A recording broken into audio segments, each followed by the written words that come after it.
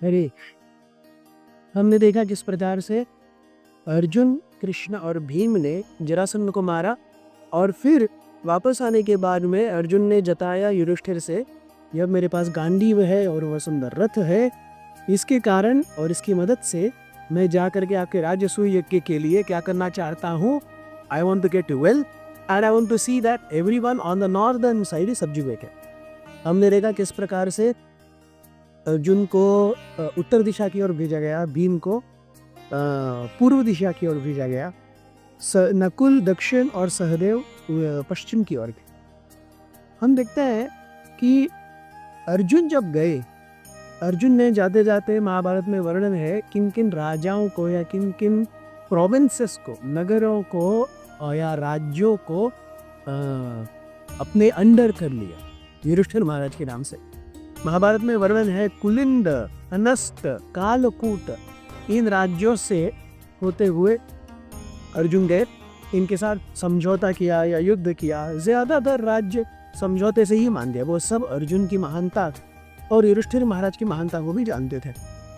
उन्होंने शकल पर्वत, शकल प्रोविंस पर, राज्य पर अपना आधिपत्य लिया और इसके बाद में भगदत्त नामक एक बहुत ही महत्वपूर्ण राजा के पास आए।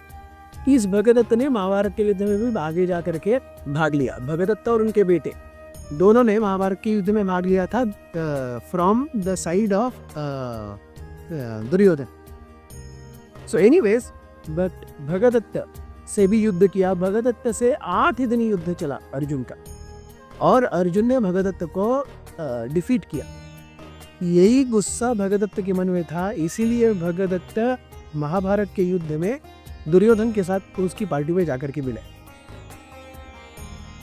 फाइनली लेकिन जब भगदत्त हार गए तो उन्होंने अग्री किया, ठीक है कोई बात नहीं, मैं युधिष्ठिर महाराज का साम्राज्य मान लूंगा।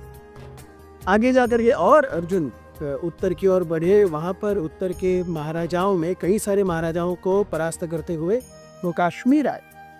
काश्मीर को भी विजय करके काश्मीर से भी उत्तर किम पुरुषों के एक राज्य में, अब ये काश्मीर से उत्तर किम पुरुषों का राज्य अर्थात आज का मंगोलिया नहीं है, देवता माने जाते हैं जो यक्षों के बेटे हैं। यक्ष और पुरुषों के, यक्ष और मानवों के बेटों को किम पुरुष माना जाता है। सो यक्ष स्त्रियां और मनुष्य पुरुष, इनका जो संबंध आता है, इनसे जो रेस या नई पीढ़ी निकलती है उसे कहते हैं किम पुरुषा। इन किम पुरुषों के राज्यों से अर्जुन गुजरे। इसके बाद में वे गुह्यकों के राज्य से गुजरे। फाइनली वो भारतवर्ष के उत्तरी छोर तक पहुंच गए।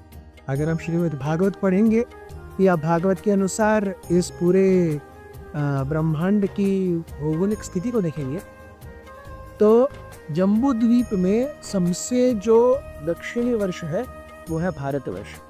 भारतवर्ष जो है उसको छोड़ करके और 8 वर्ष है। भारतवर्ष सबसे दक्षिणी वर्ष है, बाकी के 8 वर्ष जो है ये मानवों के लिए नहीं है।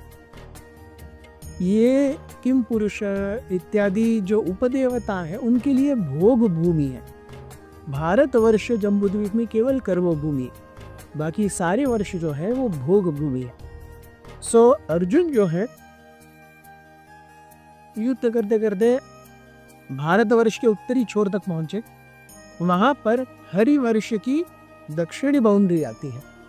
सो हरिवर्ष में की दक्षिणी बाउंड्री पर जो पहरेदार थे वो इतने शक्तिशाली और बड़े थे, उन्होंने कहा कि आप यहाँ से आगे नहीं जा सकते, ट्रेसपासर्स विल बी प्रोसिक्यूटेड। इसके आगे जो हरिवर्ष है वहाँ पर साधारण लोगों को देखने की अनुमति नहीं है। आप अगर यहाँ आएंगे तो भी आप कुछ नहीं देखेंगे, आप किसके साथ क्या युद्ध करेंगे। लेकिन हम आपको जानते हैं, आपके भाई को भी जानते हैं, युधिष्ठिर को, आप भगवान कृष्ण के महान भक्त हो, आप बोलो आप क्या चाहते हो। तब अर्जुन ने कहा कि मैं युधिष्ठिर महाराज के लिए एक छत्र राज्य चाहता हूँ। तो उन द्वारपालों ने बहुत सारा धन दिया अर्जुन को और आशीर्वाद दिए कि आप निश्चित रूप से राज्य करो, युधिष्ठिर निश्चित रूप से राजसूय यज्ञ में सफल होंगे। इस प्रकार से उत्तर दिशा को काउंटर करके अर्जुन वापस आ गए इंद्रप्रस्थ। अरे अथ श्री महाभारत कथा।